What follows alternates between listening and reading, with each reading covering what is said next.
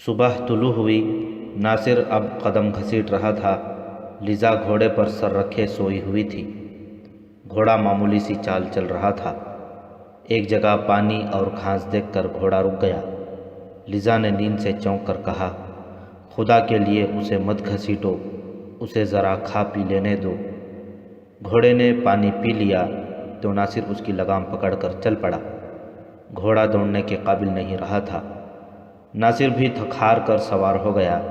Lisa کا رنگ پیلا پڑ چکا تھا، اس کے منہ سے بات بھی نہیں نکلتی تھی۔ ناصر کو یہ تو معلوم ہی نہیں تھا کہ سلطان ایوبی کہاں ہوگا۔ وہ ترکمان کو جا رہا تھا، سلطان ایوبی آگے چلا گیا تھا، جسے بعد میں کوہ سلطان کا نام دیا گیا تھا، مگر وہ اب وہاں بھی نہیں تھا، اس مقام سے بھی آگے چلا گیا تھا۔ ناصر کو ترکمان اور کوہ سلطان کی چٹانیں نظر آنے لگی تھیں، اور وہ سوچ رہا تھا کہ کس طرف سے جائے۔ سورج بہت اوپر آ گیا تھا۔ اس وقت سلطان ایوبی ایک چٹانی ویرانے میں اپنے عملے کے ساتھ وہاں کا جائزہ لے رہا تھا۔ اس نے عملے کو ایک جگہ رکنے کو کہا اور اکیلا ہی ایک طرف نکل گیا۔ اس کے ذہن میں شاید اپنی فوج کی پیش قدمی کی کوئی اسکیم تھی۔ گھوڑے سے اتر کر وہ ایک چٹان پر چڑھ گیا۔ چاروں فدائی اس چٹان سے تھوڑی ہی دور ایک جگہ چھپ کر اسے دیکھ رہے تھے۔ وہ کچھ دیر اوپر کھڑا ادھر ادھر دیکھتا رہا۔ نیچے آنے دو، ایک فدائی نے اپنے ساتھیوں سے کہا۔ اس کے محافظ قریب ہی کہیں چھپے ہوئے ہوں گے، دوسرے نے کہا۔ آج بچ کر نہ جائے، ایک اور بولا۔ صرف ایک آدمی آگے جائے گا، چوتھے نے کہا۔ وار پیچھے سے کرنا، ضرورت پڑی تو باقی آگے جائیں گے۔ سلطان ایوبی چٹان سے اترا اور گھوڑے پر سوار ہو کر کسی اور طرف چلا گیا۔ فدائی اس کے پیچھے پیچھے گئے۔ حملے کے لیے یہ جگہ موزوں نہیں تھی۔ ناصر ابھی بہت دور تھا۔ سلطان ایوبی ایک بار پھر گھوڑے سے اترا، ایک اور چٹان پر چڑھا، تھوڑی دیر بعد وہاں سے اترا اور گھوڑے کی لگام پکڑ کر پیدل چل پڑا۔ فدائی اس سے ذرا ہی دور چھپے ہوئے تھے۔ سلطان ایوبی ایک جگہ سے گھوم گیا، آگے میدان تھا۔ وہ گھوڑے پر سوار ہونے ہی لگا تھا کہ اسے دوڑتے قدموں کی آہٹ سنائی دی۔ ایک فدائی 1 فٹ لمبا خنجر ہاتھ میں لیے اسے 2-3 قدم دور رہ گیا تھا۔ سلطان ایوبی نے دیکھ لیا۔ سلطان ایوبی نے اپنا خنجر نکالا، فدائی نے وار کر دیا۔ سلطان ایوبی نے اس کی خنجر والی کلائی کے آگے اپنی کلائی رکھ کر وار روکنے کی کوشش کی، مگر فدائی تنومند تھا، وار بڑی ہی طاقت سے کیا گیا تھا۔ سلطان ایوبی نے وار کیا، جو فدائی بچا گیا۔ چٹان کی اوٹ سے ایک اور فدائی نکلا، اس نے بھی وار کیا، جو سلطان ایوبی نے بچا تو لیا، لیکن اس کے کولہے کی کھال کو چیر گیا۔ سلطان ایوبی گھوڑے کی اوٹ میں ہو گیا۔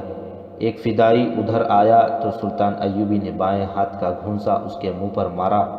وہ پیچھے کو گرنے لگا تو سلطان ایوبی نے خنجر اس کے دل کے مقام پر اتار کر زور سے ایک طرف کو جھٹکا دیا۔ وہ فدائی ختم ہو گیا۔ دوسرے نے اس کے پیچھے سے وار کیا، لیکن سلطان ایوبی بروقت سنبھل گیا۔ فدائی کے خنجر کی نوک سلطان ایوبی کے ایک بازو میں لگی۔ یہ زخم بھی گہرا نہیں تھا۔ باقی 2 فدائی بھی سامنے آ گئے۔ سرپٹ دوڑتے گھوڑوں کے ٹاپ سنائی دیے، جو آنے واحد میں سلطان ایوبی کے قریب آ گئے۔ فدائی بھاگے، ایک کو تو سواروں نے گھوڑوں تلے کچل ڈالا، دوسرے کو مار ڈالا۔ سلطان ایوبی کی پکار پر آخری فدائی کو زندہ پکڑ لیا گیا۔ اللہ نے سلطان صلاح الدین ایوبی کو اس حملے سے بھی بچا لیا۔ اس پر جس وقت حملہ ہوا، اس کا عملہ اس سے 700-800 گز دور ایک بلندی پر کھڑا تھا۔ اتفاق سے ان میں سے کسی نے دیکھ لیا، ورنہ یہ حملہ ناکام ہونے والا نہیں تھا۔ یہ قاتلانہ حملہ مئی 1176 عیسوی ذی القعدہ 571 ہجری کا ہے۔ اس کے متعلق مورخین میں اختلاف پایا جاتا ہے۔ قاضی بہاؤالدین شداد نے اپنی ڈائری میں اتنا ہی لکھا ہے کہ سلطان صلاح الدین ایوبی قلعہ اعزاز کے محاصرے کے لیے جا رہا تھا کہ 4 فدائیوں نے اس پر قاتلانہ حملہ کیا۔ اللہ تبارک و تعالیٰ نے اسے بچا لیا۔ میجر جنرل ریٹائرڈ محمد اکبر خان رنگروٹ نے متعدد حوالوں سے لکھا ہے کہ سلطان ایوبی قلعہ اعزاز کے محاصرے کے دوران دن کے وقت اپنے ایک سالار جاد الاسدی کے خیمے میں سویا ہوا تھا جب ایک فدائی نے خیمے میں جا کر اس پر خنجر سے وار کیا۔ اتفاق سے سلطان ایوبی کے سر پر وہ مخصوص پگڑی تھی جو وہ میدان جنگ میں پہنا کرتا تھا، اسے تربوش کہتے تھے۔ حملہ آور کا خنجر تربوش میں لگا اور سلطان ایوبی جاگ اٹھا۔ فوراً ہی 4-5 فدائی اندر آ گئے اور ان کے ساتھ ہی سلطان ایوبی کے باڈی گارڈ بھی اندر آ گئے، جنہوں نے فدائیوں کو ہلاک کر ڈالا۔ جنرل موصوف نے لکھا ہے کہ یہ فدائی کچھ عرصے سے دھوکے میں سلطان ایوبی کے محافظ دستے میں شامل ہو گئے تھے۔ یورپی مورخوں نے لکھا ہے کہ حملہ آور سلطان ایوبی کے ایک باڈی گارڈ تھے۔ ان مورخین نے سلطان ایوبی کے خلاف یہ شہادت مہیا کرنے کی کوشش کی ہے کہ وہ اپنی فوج میں بالکل مقبول نہیں تھا، یہاں تک کہ اس کے باڈی گارڈز تک اس کے وفادار نہیں تھے۔ اس وقت کے وقائع نگاروں کے غیر مطبوعہ تحریروں سے یہی کہانی سامنے آتی ہے جو سنائی گئی ہے۔ فدائی نہ اس کے محافظ دستے میں تھے، نہ کسی دھوکے سے حملہ آور ہوئے تھے، انہیں سلطان ایوبی اکیلا مل گیا تھا۔ جو فدائی پکڑا گیا تھا اس نے بیان دیا کہ وہ چاروں قلعہ اسیات سے آئے ہیں۔ اسے حسن بن عبداللہ کے حوالے کر دیا گیا جس نے اسے قلعہ اسیات کے متعلق تمام تر معلومات لے لیں۔ یہ بھی پوچھ لیا کہ اندر کتنی فوج ہے اور اس کے لڑنے کی اہلیت کیسی ہے۔ یہ معلومات سلطان ایوبی کو دی گئیں۔ کل رات کے آخری پہر ہم اسیات کی طرف کوچ کریں گے، سلطان ایوبی نے کہا۔ اس نے اپنے ہائی کمانڈ کے سالاروں کو بلایا اور کہا، فدائیوں کا یہ اڈا اکھاڑنا ضروری ہے، اس پر فوراً قبضہ کرنا ہے، فوج کا تیسرا حصہ کافی ہوگا۔ اس نے بتایا کہ کتنی نفری جائے گی اور اس کی ترتیب کیا ہوگی۔ اس شام سلطان ایوبی کو اطلاع دی گئی کہ ناصر نام کا ایک چھاپا مار واپس آیا ہے۔ حسن بن عبداللہ ناصر سے ساری رپورٹ لے چکا تھا، اسے سلطان ایوبی کے پیش کرنا ضروری تھا۔ ناصر کو بڑی ہی بری حالت میں پیش کیا گیا۔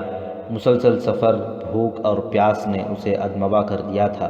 اس کے ساتھ لیزا تھی، اس کا رنگ اڑا ہوا اور جسمانی حالت دگرگوں تھی۔ ناصر نے سلطان ایوبی کو پوری تفصیل سے سنایا کہ اس پر کیا گزری ہے۔ اس نے کوئی بات پوشیدہ نہ رکھی، لیزا کے متعلق بھی سب کچھ بتایا۔ سلطان ایوبی نے لیزا سے پوچھا کہ وہ اپنے متعلق فیصلے میں آزاد ہے۔ لیزا شاید اپنے آپ کو قیدی سمجھ رہی تھی اور اسے بہت برے سلوک کی توقع تھی، لیکن یہاں معاملہ الٹ تھا۔ اس نے ناصر کے ساتھ رہنے کی خواہش ظاہر کی۔ اسے بتایا گیا کہ اسے دمشق بھیج دیا جائے گا، جہاں وہ نور الدین زنگی کی بیوہ کی تحویل میں رہے گی اور ناصر اسے کچھ عرصے کے بعد ملے گا۔ دراصل اس قسم کی لڑکیوں کو ان کی جذباتی باتوں سے متاثر ہو کر قابل اعتماد نہیں سمجھا جاتا تھا۔ دمشق میں انہیں عزت اور آرام سے رکھا جاتا تھا اور ان کی خفیہ نگرانی کی جاتی تھی۔ ناصر کو زخموں کے علاج اور آرام کے لیے پچھلے کیمپ میں بھیج دیا گیا۔ شیخ سنان کا غصہ ابھی ٹھنڈا نہیں ہوا تھا کہ گمشتگین اسے دھوکہ دے گیا تھا۔ اس نے گمشتگین کے قافلے کے تعاقب میں جو آدمی بھیجے تھے ان میں سے صرف 2 واپس آئے تھے۔ وہ تھیریسا کو اٹھا لائے تھے، لیزا کو ناصر بچا لے گیا تھا۔ شیخ سنان تھیریسا سے انتقام لے رہا تھا، اسے اس نے قید میں ڈال رکھا تھا۔ تھی تو وہ بہت ہی خوبصورت لڑکی، لیکن شیخ سنان کی نظر لیزا پر تھی۔ دن کا پچھلا پہر تھا۔ اسیات کے قلعے کی دیواروں پر کھڑے سنتریوں نے دور گرد کے بادل اڑتے دیکھے۔ گرد آگے ہی آگے آ رہی تھی۔ سنتری دیکھتے رہے حتیٰ کہ گرد میں سینکڑوں گھوڑے نظر آنے لگے۔ پھر پیادہ فوج نظر آئی۔ سنتریوں نے نقارے بجا دیے۔ کمانڈروں نے اوپر جا کر دیکھا، شیخ سنان کو اطلاع دی، وہ بھی سامنے والی دیوار پر چڑھ گیا۔ اس وقت فوج قلعے کے قریب آ کر محاصرے کی ترتیب میں ہو رہی تھی۔ شیخ سنان نے مقابلے کا حکم دے دیا۔ قلعے کی دیواروں پر تیر انداز پہنچ گئے، لیکن انہوں نے کوئی تیر نہ چلایا کیونکہ وہ باہر کی فوج کا رویہ دیکھنا چاہتے تھے۔ سلطان ایوبی کو قلعے کے اندر کی معلومات مل چکی تھیں۔ ناصر اس کے ساتھ تھا۔ 2 منجنیقیں نصب کر دی گئیں۔ ناصر نے انہیں بتایا کہ شیخ سنان کا محل کہاں ہے اور کتنی دور ہے۔ اس کی رہنمائی میں منجنیقوں نے پہلے بڑے پتھر پھینکے جو ٹھکانے پر پڑے۔ سنان کے محل کی دیواروں میں شگاف پڑ گئے۔ قلعے سے تیروں کا مہ برس پڑا۔ سلطان ایوبی کے حکم سے منجنیقیں سے آتش گیر مادے کے سرم بہر ہانڈیاں اندر پھینکی گئیں۔ یہ سنان کے محل کے قریب گر کر ٹوٹیں۔ سیال مادہ دور دور تک پھیل گیا۔ اسے آگ لگانے کے لیے فتیلے والے آتشیں تیر چلائے گئے، لیکن آتش گیر سیال پر نہ گرے۔ تیر ٹھکانے پر پھینکنا آسان نہیں تھا۔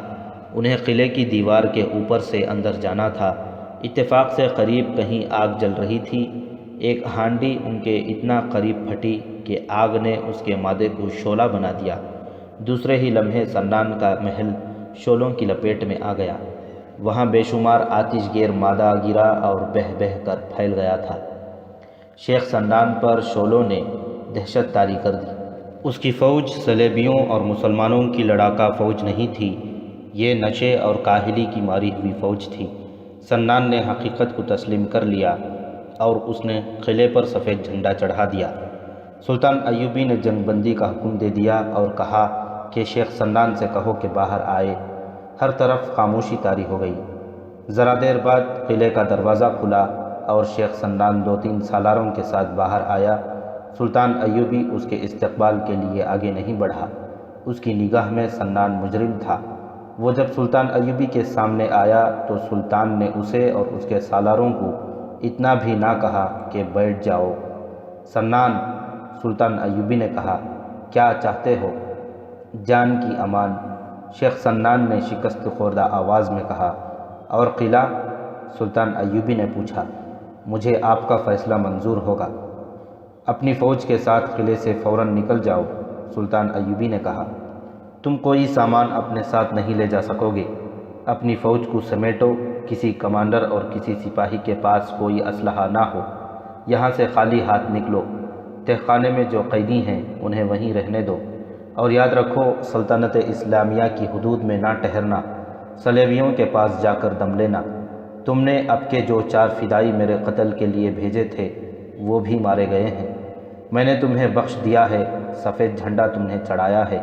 میں قرآن کے فرمان کا پابند ہوں۔ میں کہہ نہیں سکتا خدا تمہیں معاف کرے گا یا نہیں۔ اپنے آپ کو مسلمان کہنا چھوڑ دو، ورنہ میں تمہیں اور تمہارے فرقے کو بحیرہ روم میں ڈبو کر دم لوں گا۔